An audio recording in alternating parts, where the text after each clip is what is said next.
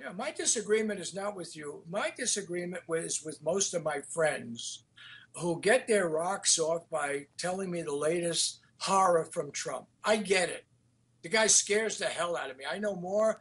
I wrote books about nuclear war fighting, okay? I covered the Reagan administration for the LA Times when they were talking about winnable nuclear war. I understand just how dangerous the situation is in North Korea, okay?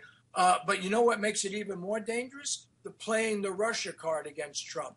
Russiagate, Russiagate, Russiagate, when in fact, you will not cool out this Korea situation without having the active cooperation of Russia and China pressuring North Korea. And you know, one of the things that was interesting about that speech in Phoenix, and while most of it I think was kind of out of control and from the interests of Trump himself, he had one line in that speech. We don't have the clip right now, but he actually said one line about North Korea that was quite rational. He said, I think Kim Jong-un is now respecting us, and I appreciate that. He actually threw a bit of an olive branch to North Korea versus the hell and fire. It's an interesting note that I haven't heard too many people comment on. Bannon, for instance, who is so easy to make fun of and attack, and trust me, I have no doubt at all that these folks would like to put someone like myself in a concentration camp, okay? I'm not naive about the radical right, all right? They scare me personally. They scare me for the country, all right? So I don't need lectures about how dangerous. I call them neo-fascists because that is an indication of how dangerous I think they are, okay? But that doesn't mean they get everything wrong, all right?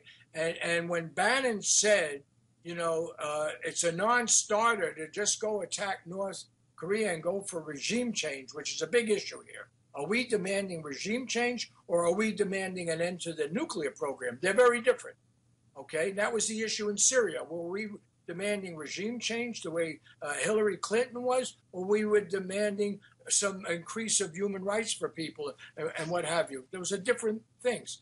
Now, what Bannon said is absolutely right. You force a war with North Korea, and just with conventional weapons, they can take out 10 million people, all right?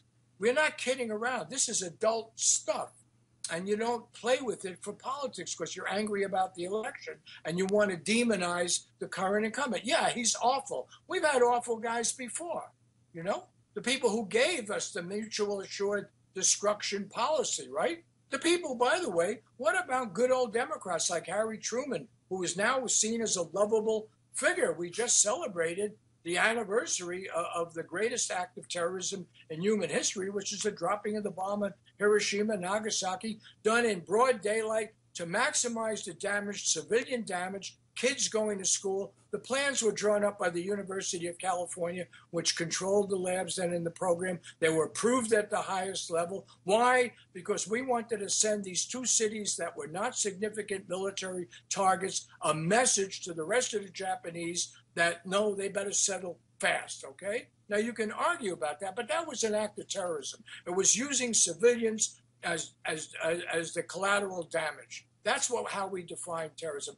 We never discussed that. So what Trump inherited was basically a system that was nonsensical from top to bottom.